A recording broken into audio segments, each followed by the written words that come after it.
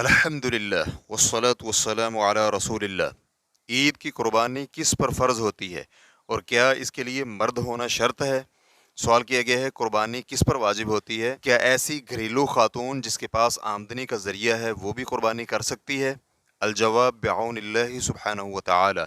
علماء کرام کا قربانی کے حکم میں اختلاف ہے کہ کیا یہ واجب ہے اور قربانی نہ کرنے والا شخص گناہ گار ہوگا، یہ سنت موقدہ ہے، لہذا قربانی نہ کرنا مکروہ عمل ہے۔ صحیح موقف یہ ہے کہ یہ سنت موقدہ ہے۔ اس کی مکمل تفصیلات اس سے قبل سوال نمبر 36432 میں گزر چکی ہے۔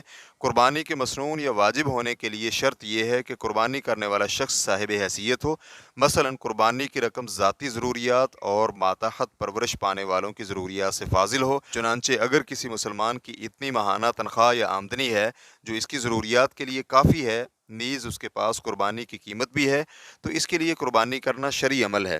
صاحب حیثیت ہونے کی دلیل نبی علیہ الصلاۃ والسلام کے اس فرمان میں ہے، جس کے پاس استطاعت بھی ہو اور پھر بھی قربانی نہ کرے تو وہ ہماری عیدگاہ میں نہ آئے۔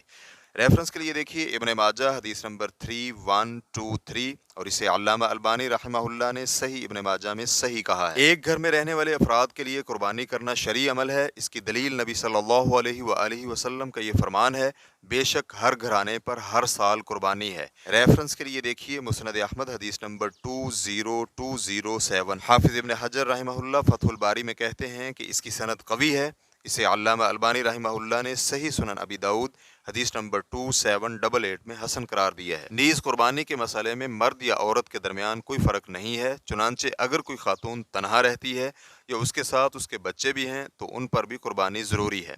چنانچہ الموسوعۃ الفقہیہ جلد نمبر 5 صفحہ نمبر 81 میں ہے کہ قربانی کے واجب یا مسنون ہونے کے لیے مرد ہونا شرط نہیں ہے، لہٰذا جس طرح قربانی مردوں پر واجب ہے اسی طرح خواتین پر بھی واجب ہے، کیونکہ قربانی واجب یا مسنون ہونے کے تمام دلائل میں مرد و خواتین یکساں شامل ہوتے ہیں۔ ریفرنس کے لیے دیکھیے الموسوعۃ الفقہیہ جلد نمبر 5 صفحہ نمبر 79 تا 81۔